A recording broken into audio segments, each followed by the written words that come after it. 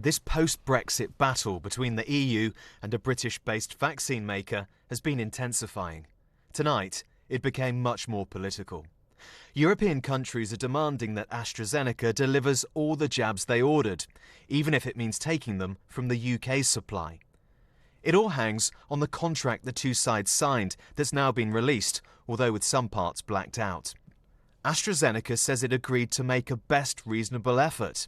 The EU insists it was a legally binding promise, and so has now announced if it doesn't get all the supplies it asked for, it could block COVID vaccines leaving Europe, those heading for countries including the UK. We have to be very clear, and we have said it many times before. We are not protecting ourselves against any specific country, and we're not in competition or in a race against any country. The only race we're in is against this virus. But to make sure vaccines don't enter mainland Britain through Northern Ireland, which remains in the EU's single market for goods, Brussels is looking to override part of the Brexit deal, a move denounced by Northern Ireland's First Minister. Here we have the European Union triggering Article 16 in relation to a vaccine which is there to save lives, actually. So it is an incredible state of affairs, but it shows to me that all of their words around protecting Northern Ireland and protecting the Belfast Agreement were just that, words. And Downing Street says it's urgently seeking an explanation from Brussels and would not expect a friend and ally to disrupt its vaccine arrangement. The European Union is taking a really tough line in this COVID row, but at the same time it's facing heavy criticism for the slowness of its vaccination rollout. It's much slower than the UK's.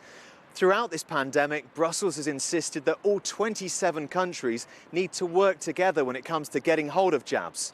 So far, it's not worked well. Because this is a rare sight in cities like Madrid. Thousands of other vaccine appointments have had to be postponed. There have been delays with the Belgian-made Pfizer jab too. On the day Europe's medicines regulator approved the AstraZeneca vaccine, the company said it was ready to ship millions of jabs to Europe and was topping up its supply from other parts of the world. Downing Street has insisted the delivery of jabs in all parts of the UK will not be affected by this deepening row. I'm not going to comment on the EU's own discussions with those manufacturers. What we need to focus on is making sure that UK residents and the NHS here gets the vaccines that's required. And as I say, we're confident that we will be receiving what we expected in the days and weeks ahead. This morning, a senior European official accused Boris Johnson's government of wanting to start a vaccine war.